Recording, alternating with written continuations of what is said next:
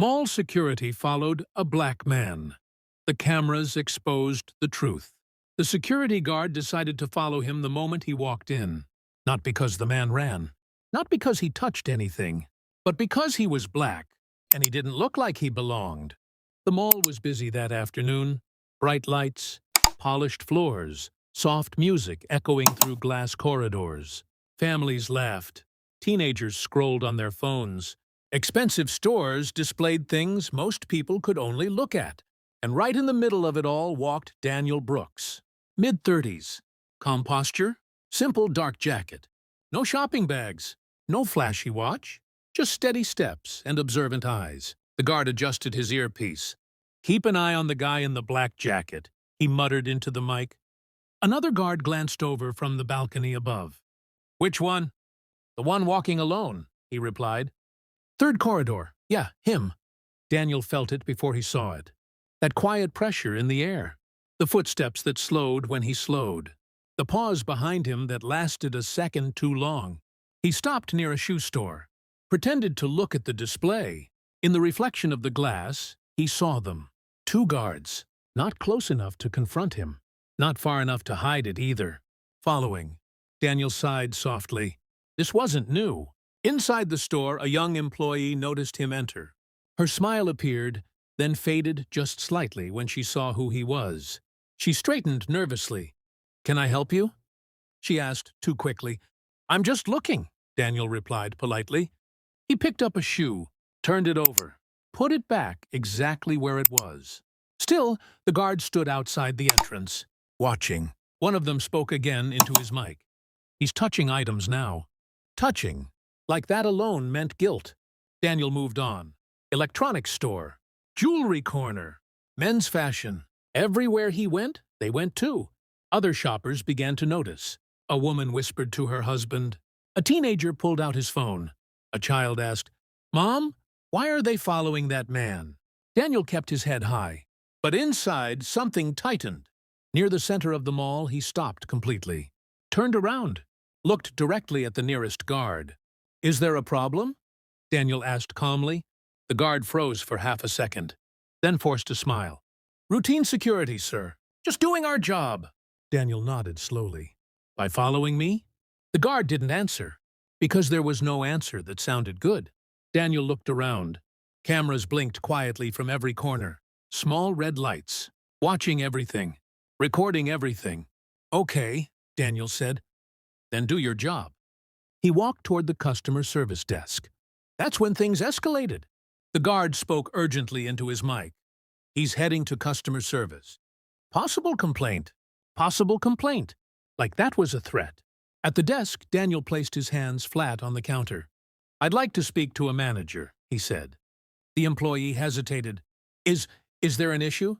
Daniel glanced back at the guards standing only a few feet away now. "You tell me," he said. People had stopped walking. The music felt quieter. The space felt heavier. A manager was called. And somewhere above them, in a small, locked room full of screens, every single camera was still recording. No one realized yet. But those cameras were about to change everything. The manager arrived with a practiced smile. The kind meant to calm customers. The kind that says, "This will go away." "Good afternoon," he said, glancing first at the guards, then at Daniel. "I'm Mark, the floor manager. What seems to be the issue?" Daniel didn't raise his voice. "I've been followed through half the mall," he said evenly. "I'd like to know why." Mark turned to the guards. "Is that true?" The older guard shifted his weight. "We were just monitoring. He was acting suspicious." "Suspicious how?" Daniel asked. The guard opened his mouth, then closed it. Mark cleared his throat. "Sir, sometimes our team has to be proactive." "Proactive," Daniel repeated. "So touching a shoe is suspicious now?" A few people nearby chuckled nervously. The manager's smile thinned. "Let's step aside," Mark said, gesturing toward a quieter area near the customer service office. As they walked, Daniel noticed the small, black domes on the ceiling, cameras everywhere, silent, unblinking. Inside the office, Mark closed the door halfway, not fully. People still watched from outside. "Look!" Mark said, lowering his voice. "If there's been a misunderstanding, we can resolve it quickly." Daniel met his eyes. "Then let's check the cameras." The words hung in the air. The guards exchanged a glance. "That won't be necessary," the younger one said quickly. "We know what we saw." Daniel tilted his head. "You saw me walk." Silence. Mark hesitated. "We usually don't review footage unless there's a theft." "Good," Daniel said. "Then there won't be a problem." Mark rubbed his temples. He hadn't expected this to escalate. Most people didn't push back. Most people felt embarrassed and left. Daniel didn't. Mark finally nodded. "Fine, we'll take a look, just to clear things up." The guard stiffened. Upstairs, in the security room, a wall of screens showed the mall from every angle. A technician paused his work as they entered. "What time?" Mark asked. The older guard cleared his throat. "About 20 minutes ago." The technician rewound the footage. There was Daniel, entering calmly. No rush, no nervous glances, just walking. They watched him stop at the shoe store, pick up a shoe, put it back. "That's when I called it in," the guard said. He lingered. The technician said nothing, just kept playing. Daniel moved on. Electronics, jewelry, fashion. The guards appeared in the frame, again and again, always behind him, always watching. Mark frowned. "Why are you following him in every shot?" he asked. The guard shrugged. "Protocol." The technician paused the footage. "Sir," he said carefully, "do you want me to keep going?" Mark nodded slowly. The video showed Daniel stopping, turning, asking a question. The guard's body language was clear now. Defensive. Cornered.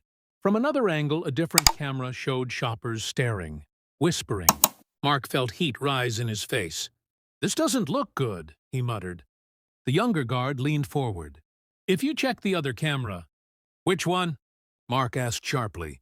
The guard hesitated because there was no camera that showed a crime. Only a man being followed. Mark folded his arms. "Show me where he did something wrong." The technician scrolled. Minutes passed. Nothing. No theft. No concealment. No exchange. Just walking. Mark exhaled slowly. "Why was he singled out?" he asked quietly. No one answered. Daniel watched the screens, his reflection faintly visible in the glass. "I think you already know," he said. Mark looked at him then, not as a customer, not as a problem, but as a mirror.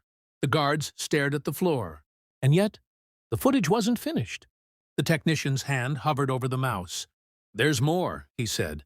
Mark's stomach tightened. "More what?" The technician pressed play. And that's when the room went quiet again. The technician didn't speak. He simply rewound the footage a few seconds and switched camera angles. This one showed the moment Daniel entered the mall clearer now. Closer. The guards were visible before Daniel even crossed the main doors, before he touched anything, before he looked at a single store. The older guard leaned toward his radio. "Solo male!" His voice crackled through the speaker. "Black jacket. Watch him." The room froze. No one breathed. Mark felt his jaw tighten. He glanced at the guards. They didn't look back. The technician kept playing. The footage jumped between angles, corridor after corridor. Each time Daniel paused, the guards closed in. Each time he moved, they followed. No justification, no cause. Then the technician stopped the video. "There's something else," he said quietly. He pulled up a time-stamped clip from the shoe store. Another customer, white teenage, slipped a box under his jacket and walked out. The guards didn't move. They were watching Daniel. The silence deepened. Mark's face drained of color. He watched the theft happen on screen. Watched it again. Then watched the guards walk past the store seconds later, eyes fixed on the wrong man. "Why wasn't this reported?" Mark asked. The guards said nothing. Mark turned to Daniel. "I owe you an apology." Daniel didn't respond. He didn't need to. The technician pulled up one final clip, audio included. It was from the hallway outside customer service. The younger guard's voice came through clearly. "He looks like trouble. I'm not letting him out of my sight." Mark closed his eyes. That was it. No ambiguity. No misunderstanding. Just truth. Mark straightened and faced the guards. "Hand me your badges." The words landed heavy. The younger guard shook his head. "You can't—" "I can," Mark said quietly. "And I am?" The guards removed their badges. The sound of metal hitting the desk echoed louder than it should have. Outside, shoppers had gathered. Phones lowered. Whispers stopped. Mark opened the office door and stepped out. "For everyone who witnessed this," he said calmly, "we failed today." No excuses followed. No explanations. He turned to Daniel. "I'm sorry," he said again, "and I'm grateful you asked us to look at the cameras." Daniel nodded once. "That's what they're for," he said. Mark extended his hand. Daniel didn't rush to shake it. He looked around first at the people who had watched him be followed, judged, reduced. Then he shook it, not in victory, in closure. As Daniel walked out of the mall, the automatic doors opened wide. No one stopped him. No one followed him. The cameras kept recording. But this time, they told the truth. And the mall stayed silent long after he was gone.